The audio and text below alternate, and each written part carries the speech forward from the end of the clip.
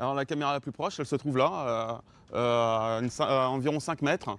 Et on arrive donc du coup à voir sur nos téléphones portables ce qui se passe en temps réel.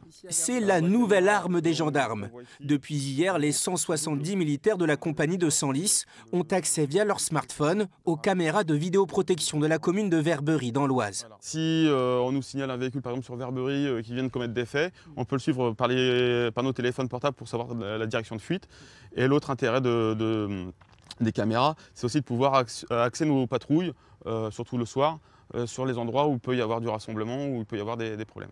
À Verberie, 4000 habitants, on compte 19 caméras de vidéoprotection installées par monsieur le maire il y a 3 ans. On a du en chef. Monsieur le maire ? Bonjour. Cette nouvelle technologie au service des gendarmes en zone rurale est une première en France. Et aujourd'hui, là, c'est une avancée supplémentaire et donc un gain d'efficacité qu'on mesurera évidemment avec la baisse de la délinquance. Un dispositif plutôt bien accueilli par la population. C'est bien pour la sécurité des habitants, pour la ville.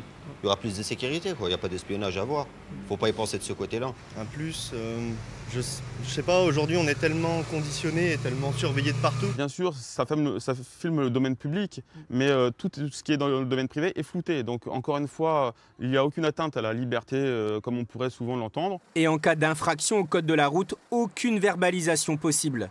Dans le département, plusieurs communes ont déjà pris contact avec la préfecture et la gendarmerie. Aujourd'hui dans l'Oise, on a un réseau de 1200 caméras réparties notamment sur la zone gendarmerie. Donc si demain, effectivement, on peut se connecter via cette application sur un certain nombre de communes qui disposent de la vidéosurveillance, eh bien on va avoir une force de frappe énorme par rapport aux délinquants. Une chose est sûre, le système se veut sécurisé. L'utilisation est encore en phase de rodage. En zone rurale, le réseau mobile n'est pas toujours de bonne qualité.